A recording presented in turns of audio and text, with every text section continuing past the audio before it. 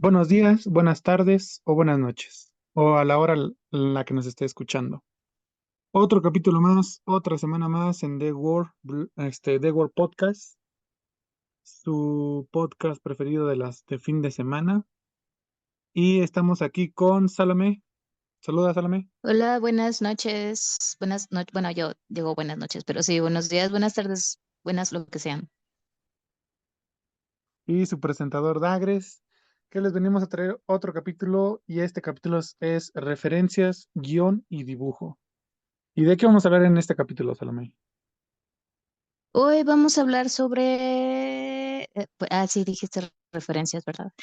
Ujú. Vamos a hablar sobre las referencias que tenemos cada uno, en el caso de Dante como escritor, en mi caso como ilustradora, es decir, porque yo dibujo como dibujo, de quién he tomado ejemplos, quiénes han sido mis grandes inspiraciones y referencias, valga pues la redundancia.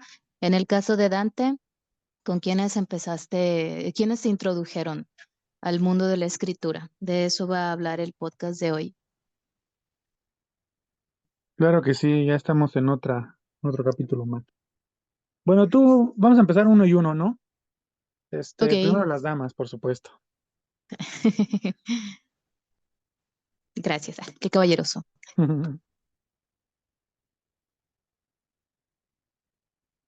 Primero yo. Pues fíjate que yo tengo un montón de referencias, pero las podría dividir como referencias de mangakas japoneses, referencias de ilustradores de cómic occidental y pues obviamente referencias de pintores, ¿no? Porque pues uno como, al menos en mi caso, yo cuando empecé en el mundo del arte no dije, me voy a dedicar a hacer cómics. No, yo simplemente dije, quiero dibujar. No sé cómo, pero quiero dibujar, ¿no? Em, Así que digamos que mis primeras referencias pues de pintores fueron Leonardo da Vinci por el renacentismo, Salvador Dalí con el surrealismo, Francisco de Goya con el, ¿cómo podríamos llamarlo? Pues es barroco brutalista, ¿no? Francisco de Mm, Goya.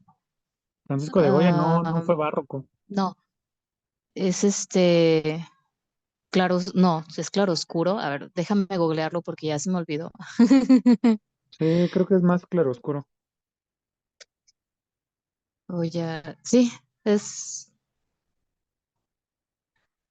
es claro oscuro. Pero fíjate que sí tiene un poquito de barroco, porque ya ves que lo que caracterizaba al barroco era am, los cuerpos con mucho movimiento, eh, cosas que llamaban mucho la atención tanto en las pinturas como en las esculturas.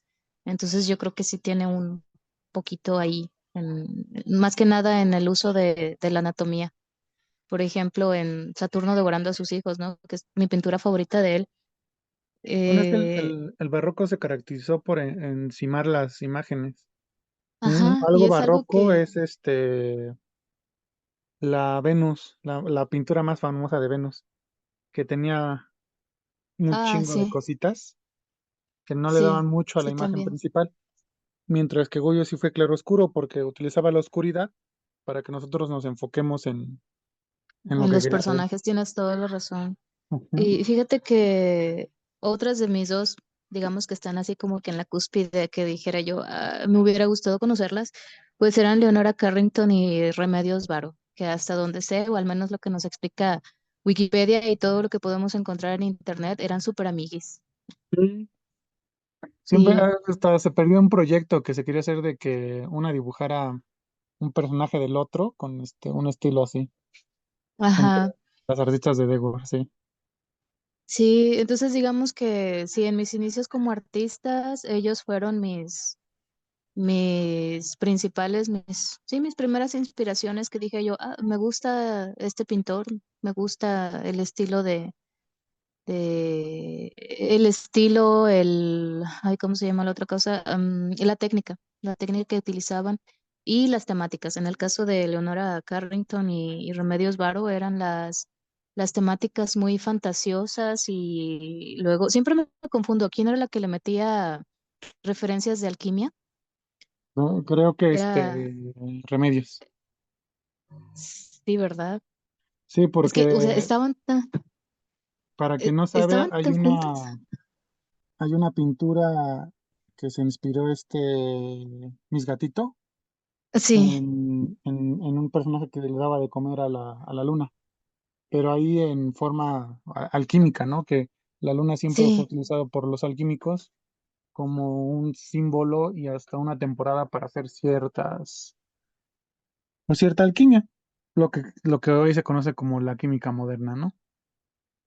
sí, sí, entonces, pues, sí te digo, fueron ellas. Recuerdo las primeras veces que vi, bueno, cuando comenzamos a ver lo que era el surrealismo en historia del arte, cuando estaba en la facultad, eh, fue como que mi hiperfoco de ese momento, ¿no? Surrealismo por aquí, surrealismo por allá, y me gusta mucho la idea de que tenga que ver con el mundo onírico y el subconsciente de la persona y todo eso, porque pues quienes han seguido mi trabajo desde el principio saben que siempre hay una referencia surrealista en todo, de hecho en general, toda la historia de Oculus y Edwisera es bastante surrealista.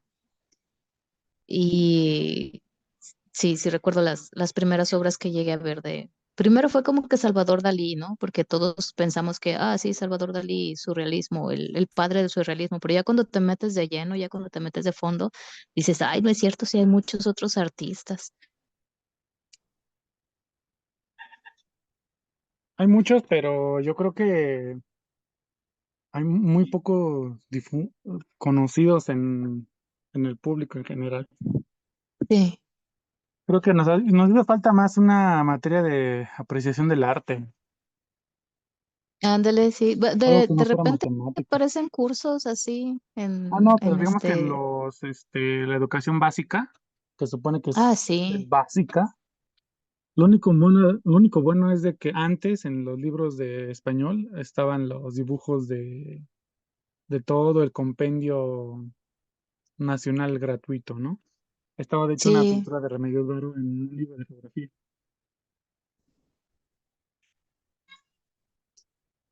así es. Y tú, Dante, cuáles fueron tus primeros, Bueno, yo creo que tus como todo primeras niño del impresiones? 2000, Ujú. lo primero fue Harry Potter, que fue lo que Harry Potter. más al alcance del bolsillo iba, ¿no? Me acuerdo de que mi Sí. mamá compró una edición de 50 pesos en ese entonces. Uy. Y era una edición ya de uso, que la sigo atesorando ahí. Ya la mandé a empastar. Ujú.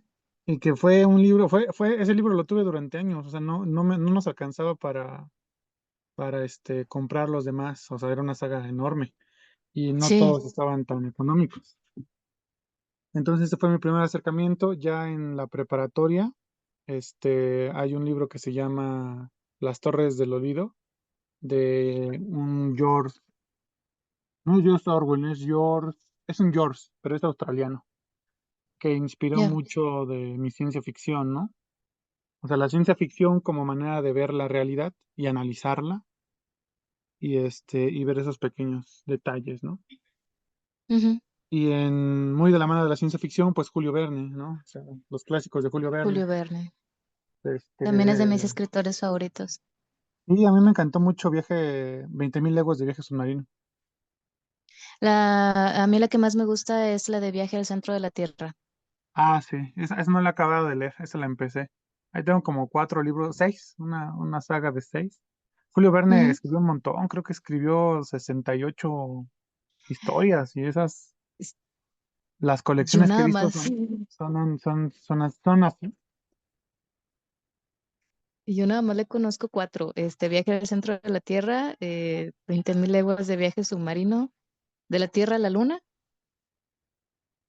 Eh, Ay, ¿cómo se llamaba la otra historia? También que era sobre algo así como sobre una selva, que terminaban perdidos en una selva. Ay, no, ya no me acuerdo. La isla del tesoro, no, No, esa no es de él. no, O sí no, no es de él. No. Ay, no, no, no no, me no. acuerdo, pero igual, bueno, en lo que tú Era, sigues hablando. yo me acuerdo que había uno que era sobre una familia que se perdía en Ujú. la selva, pero no me acuerdo cómo se llama Se la me viene a la familia. cabeza la de Robinson Crusoe, pero no, no es esa. No, no es esa. No, Pero ese sea. entre esos, ya luego conocí a H.P. Lovecraft, que fue uno de mis autores preferidos. Me lo recomendó un Ujú. amigo, de hecho de Vianosta. Y justamente en su creación de universos y... La isla misteriosa.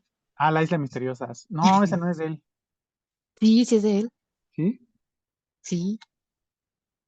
La estamos confundiendo con la isla del tesoro, pero no, es la isla misteriosa. Sí, es de Julio Verne. Sí, sí, es de él. Y H.P. Lovecraft es un gran escritor norteamericano. Obviamente tiene sus Ujú. vicios, como todos los escritores, pero me Como todos enseñó los a crear, artistas. sí, me enseñó a narrar de una manera indescriptible, dirían algunos. Tengo ahí su colección Ujú. completa, es así, tengo su colección prolífico, muy de cuento, muy directo. Y bueno, vivió, bueno, su vida también fue trágica, ¿no? Como muchas de sus historias. Sí, Desafortunadamente, desarrolló un mundo onírico que utilicé para un proyecto de ciencia ficción que tengo. Pero más allá de esto, creo que todos los libros que me han venido a mis manos han sido partes importantes. Actualmente, por ujú. ejemplo, muy en la modernidad, estoy muy al tanto de lo que escribe George R. R. Martin y Brandon Sanderson. Creo que son Ok, como esos no que, los conozco. no, son muy contemporáneos, o sea, son famosos de Ya. esta década y la década pasada. Mm, Y esos dos autores, la verdad, han construido un mundo de fantasía adaptándose a la vida cotidiana. O sea, por ejemplo, yo tengo ok, un blog de escritor que me inspiró mucho en cómo escribe Brandon Sanderson en sus blogs personales. Y es muy ujú. complicado ya la vida de artista en el siglo XXI. Sí, sí, es bastante. Te exigen demasiado y en muy corto tiempo. Ujú. Y a los artistas de antes, pues era, o sea, tenían la libertad de terminar una obra, en el caso de los pintores, de terminar una obra en años. Y ahora es como que ya, lo quiero para allá.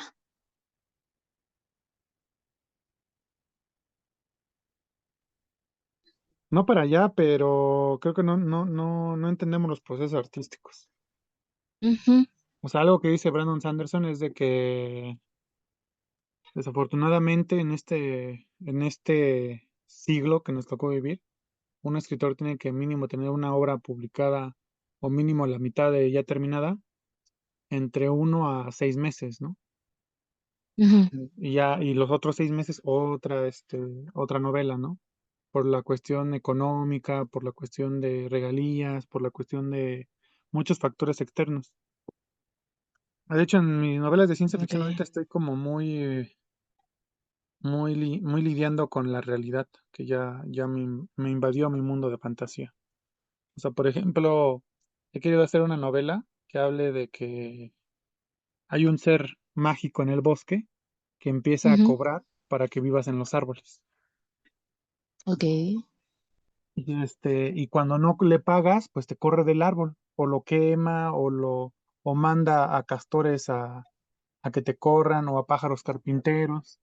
Porque justamente las noticias en la Ciudad de México es de que ya hay muchos, pues no robahogares, pero sí saqueadores de viviendas que sí, falsifican tus papeles, legalmente son dueños de la propiedad y te corren.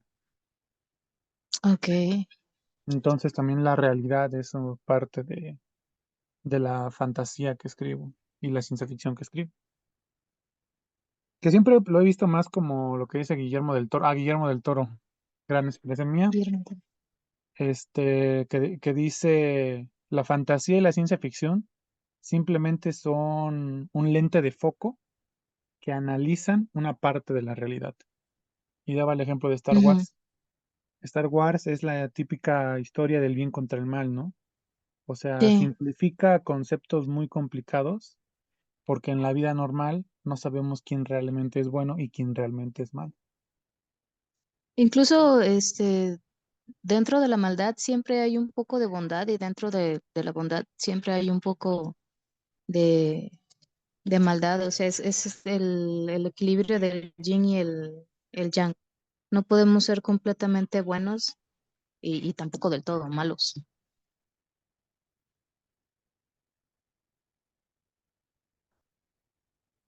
Sí, exactamente, pero vaya, o sea, yo creo que hay de males a males, ¿no? Sí, El mal necesario, dirían. Y tú, ándale, ahora del medio audiovisual, ándale, medio audiovisual, contemporáneo, medio contemporáneo. no, yo digo que en narrativa gráfica o novela gráfica. En novela gráfica, mm, fíjate que tengo dos grandes referencias. Bueno, es que igual me voy más por la ilustración. Digamos así, pintores contemporáneos que su presencia, o mejor dicho, ¿cómo decirlo? Su arte, su estilo dejó una semillita en mí que dije, ah, yo quiero hacer eso cuando crezca. Fueron Luis Royo. Luis Royo fue de los primeros. Y eso porque mi hermano tenía un póster de Luis Royo. No me acuerdo cómo se hizo de ese póster. Solo recuerdo que era el póster como que de un ángel que estaba siendo abrazado por una mujer, pero el ángel tenía alas como mecánicas o cibernéticas, algo así. En ese entonces yo no sabía ni quién era Luis Royo, ya hasta mucho después que volví a ver esas ilustraciones en un evento al que fui y se me ocurrió preguntar. Y ya la persona con la que estaba hablando, pues me dijo, ah, pues el ilustrador se llama Luis Royo. Pues no sé si conoces tú la revista de Heavy Metal. Ah, sí. Bueno, en esa revista fue que yo empecé a ver el arte de este pintor español. Y yo, entonces me atrajo mucho porque a mí lo que más me llama la atención de una ilustración siempre es el manejo de la anatomía, tanto las proporciones como la dinámica.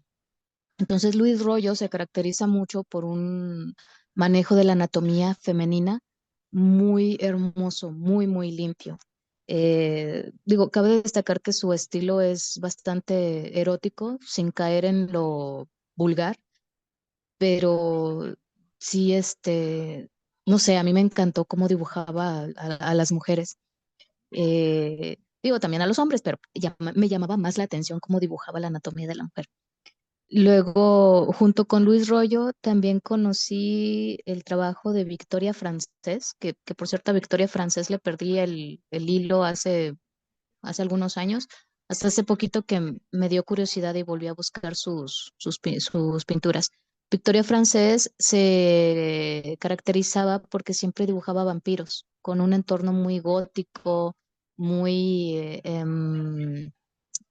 ¿cómo te lo diré? Muy estilo victoriano, sí, victoriano gótico, algo así.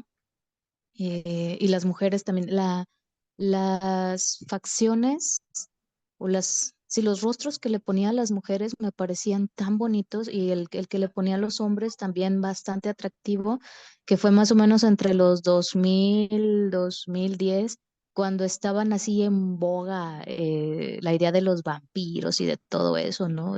Incluso en las series de televisión. Entonces Victoria Francés sí fue así como que alabar hacia Victoria Francés. Y luego ya después cuando entré en el mundo del cómic americano, el trabajo de Alex Ross. Dije, su mecha. El primer cómic que yo leí de Alex Ross fue el de Marvels, sí, Marvels, que hizo junto a ver, de hecho lo tengo por aquí, déjame Marvel, buscarlo porque no me acuerdo con Marvels, de Ross de y Rose, ¿no? Busiek. Ross y Busiek, ajá, Alex Ross y dice, escritor Kurt Busiek, ilustrador Alex Ross, rotulista Richard Starkings, diseño de logo Joe Kaufman. Pero bueno, entrémonos en el trabajo de Alex Ross Ujú. y la narrativa a cargo de Kurt Busiek. Este fue el primer cómic que yo leí de él, no completo, porque me acuerdo que en aquel entonces, como en el 2000, ¿qué sería? En el 2005, yo creo. Creo que Sí, salió creo en que fue en 2000, el, 2003. por ahí. Bueno, Ajá. pon tú que yo lo leí en el 2005. Creo que salieron 4 números, algo así, de pasta blanda. Y mi hermano tenía uno también, creo que se lo habían regalado o algo así. Y pues un día me metí yo a curiosear a su cuarto porque no tenía nada que hacer. Y Oye, era la hermana menor. mentira, Entonces Marvel es de ahí, 1994. de 1900, bueno, pues yo lo vine leyendo hasta a ver, yo de haber 10, tenido como 11 unos años después. 14 o Ajá. 15 años, ajá. Sí, yo de haber tenido como unos 14 o 15 años cuando lo leí. 14, si no es que 16. Sí, fue más o menos en el 2005 cuando lo leí por primera vez y yo me quedé maravillada. O sea, tengo así en mi cabeza la imagen de Ángel llevando en los brazos a una niña mutante. Ujú. Y pues él está, o sea, toda la gente viéndolo así hacia arriba que está volando. Y bueno, pues ya no supe dónde quedó ese cómic. Yo no sé si mi hermano lo tiene todavía, si lo regaló, porque yo justamente lo leí en ese momento y era como que leerlo a escondidas de que mi hermano no se diera cuenta que estaba en su cuarto. Y años después me encontré la historia, la novela gráfica de Marvels, o bueno, la historia completa, en pasta dura en un Walmart. Oh, qué Y para genial. ese entonces yo ya trabajaba y ya era una adulta Responsable. independiente, responsable, y dije, me lo voy a comprar. Y, o sea, sí, así como que pasta dura, dije, me importa poco que cueste más de 400 pesos, me lo voy a comprar.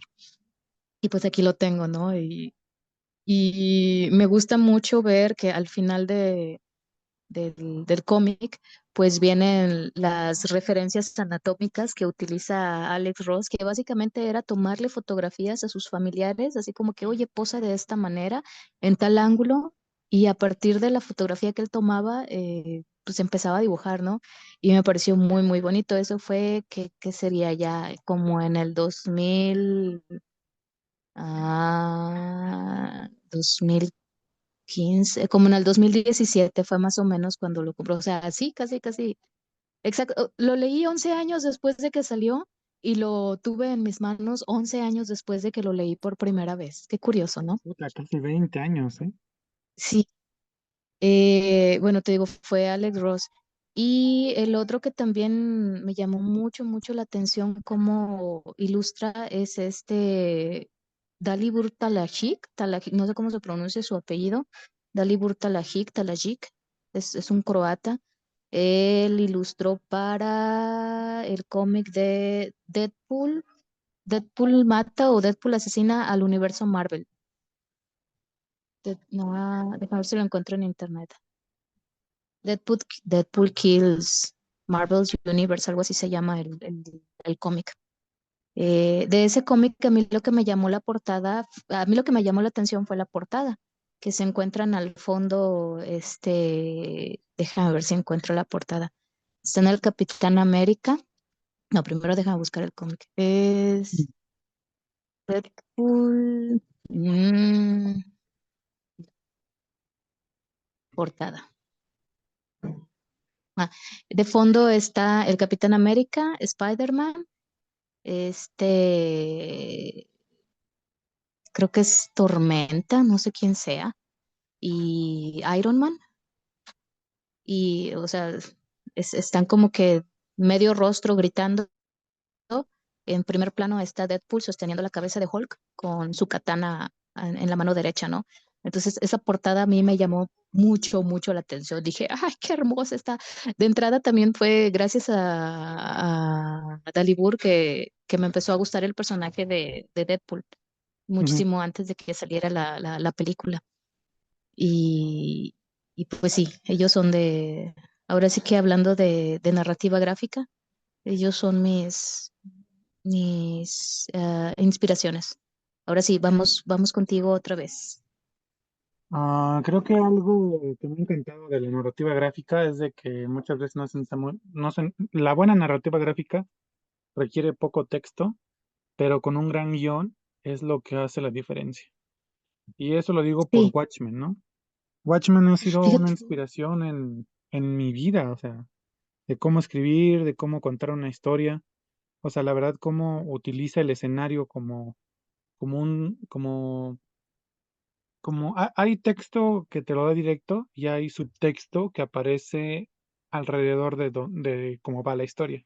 El Ujú, subtexto es desde pósters, canciones de música que se va escuchando, ujú, pinturas en la pared, sombras, que le dan otra capa de complejidad que te permiten adentrarte en un mundo, o bueno, un Manhattan en los años 80 lleno de violencia y corrupción, Y al final del día, la historia principal es impresionante, ¿no? Inmejorable. Yo creo que ese ha sido uno de los parteaguas en mi vida y una pieza fundamental que entendí lo que tan poderoso podría ser un cómic, ¿no? Y lo digo Sí, como que tan poderoso porque Watchmen es una marca aparte de DC Comics.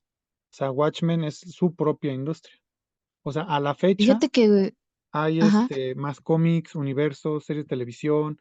O sea, es una de las marcas insignia de Warner y de DC Comics. Obviamente no ha sido aprovechada como muchos hubiéramos querido, pero que ahí nos enseña el potencial de que con 12 números puedes crear algo inimaginable. Y eso fueron, o sea, 12 números. O sea, lo que les estoy contando es de que no necesitaba 1000 capítulos como One ujú, Piece para impactar ujú, a nivel en la audiovisual sociedad, en ajá. la sociedad, ¿no? Otro de los grandes que he de mencionar he leído a Edgar Clement con Operación Bolívar y bueno, yo digo que a la par, pero no sé si son de la misma edad, Chara Bautista con sus historietas, bueno, sus tiras cómicas, que la verdad ellos dos son grandes narradores gráficos, no tanto dirigidos al guión, pero muy visualmente impresionantes. Y otra de las grandes historias fue Alita Battle Angel. Yo de manga, la verdad, no tengo Ujú, mucho. He leído bastante, pero no al grado de querer una colección. Ahorita la única colección que quiero es de Alita Battle Angel. Y hay otra que se me va su nombre, que fue del autor de Guts, pero no me acuerdo. Y que ¿el autor de qué? de Guts, con Ah, GA. Kentaro Miura. No, era Kentaro. no es que este es Berserker. Mm, bueno, yo digo que voy a hacer un capítulo especial del podcast de ese autor, Ujú, porque me ha influido demasiado. Pero en general son esos, ¿no? Son esos mis autores. Obviamente los ujú, clásicos como, vaya, a mi papá y a mí nos encanta El Conde de Montecristo, que ha sido una de las grandes historias francesas. ujú, Más a lo mexicano también me gusta José G. Cruz, el escritor, que tiene un sinfín de cómics, o sea, él no dibujaba, él solo escribía, literal, o sea, solo escribía los guiones, o sea, El Santo, el Enmascarado de Plata, o sea, de hecho el título de El Santo, el Enmascarado de Plata viene de él, o sea, él lo creó. ok, El Santo ya después lo registró como propio, pero él fue el original, el que creó la leyenda. O sea, ujú, antes de las películas del Santo, el ujú. mundo y América Latina conocía al Santo a través de su cómic. Oh, Y lean todo lo que tenga que ver con José G. Cruz, ¿no? Porque él es un gran escritor y contrató excelentes dibujantes, excelentes fondistas, o sea, un dibujante creaba el personaje y otro creaba los ujú, fondos. Entonces habían fondos extremadamente detallados y personajes increíblemente articulados, ¿no? Ahorita nada sí, más lo podemos encontrar en internet, pero casi en sus historias. ya. Fíjate que Watchmen, yo no he tenido la oportunidad de leerlo. O sea, conozco porque pues, salió la película y llegaba a ver las portadas, pero hasta la fecha no he tenido la oportunidad de leer la novela gráfica como tal. Es algo impresionante, nadie se tiene que perder leer esa novela. Ujú, La verdad creo que apenas sacó en DC Comics siempre lo están reimprimiendo, de hecho. Y me imagino. ahorita creo que Panini ya lo reimprimió, pero antes de eso habían como 3 o 4 reimpresiones de Televisa. Ah, comercial para ellos, pero hay que leer esa historia. Voy a, lo voy a buscar cuando me dé mi próximo autorregalo. Lo voy Sí, a buscar. vale la pena. Vale la pena. Y ahorita que estabas hablando de mangakas, igual, fíjate que me he estado dando cuenta de que casi siempre son entre 4 o 5 referentes de cada, ¿cómo decirlo? De cada estilo o de cada zona dentro de, ay, se me olvida el nombre, dentro de la narrativa gráfica, ¿no? Yo creo que la mayoría de los que han visto mis ilustraciones siempre dicen: "Ah, tus historias me recuerdan, tus dibujos me recuerdan a Junji Ito". Y pues sí, pues es como que el epítome de mis referentes orientales. Junji Ito junto a Shintaro Kago, Kentaro Miura y las chicas de Clamp.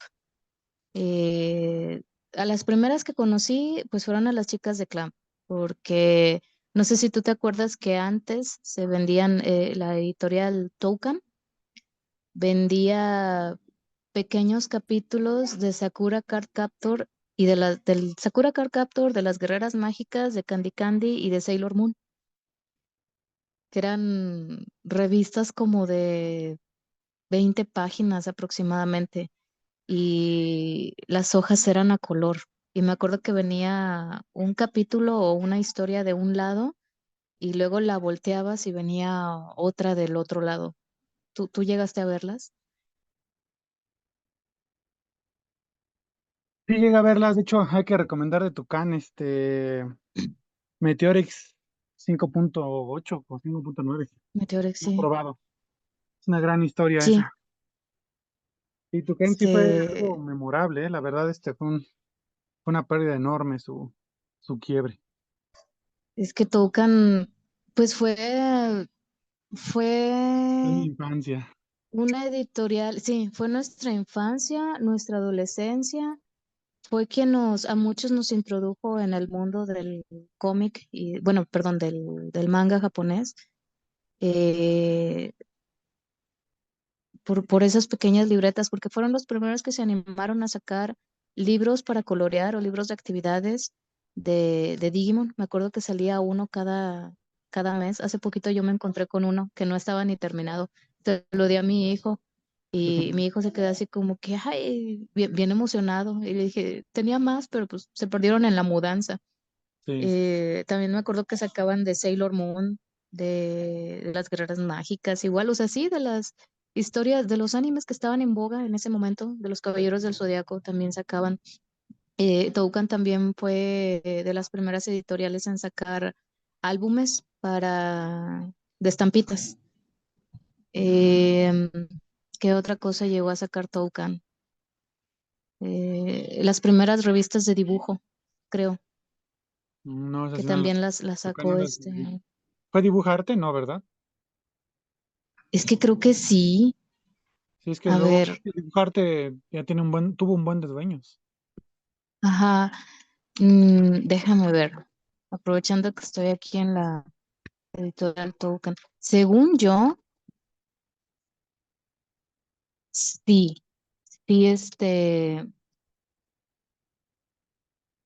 Bueno, creo que lo ah, vamos a tener que ver en otro capítulo de podcast. sí, Se nos acabó el tiempo, muchachos. Nos vemos la siguiente semana. Un abrazo, saludos, un fuerte abrazo donde nos estén escuchando. Salomé, sí. Igualmente, un abrazote. se fue corriendo el tiempo. No olviden leer nuestra revista, vernos los viernes y leer las novelas recopilatorias que estamos teniendo ahorita. Ya salió Sí, Colisión de Planetas y próximamente más. más. Nos estamos viendo en el siguiente podcast, chicos, chicas. Chicaos.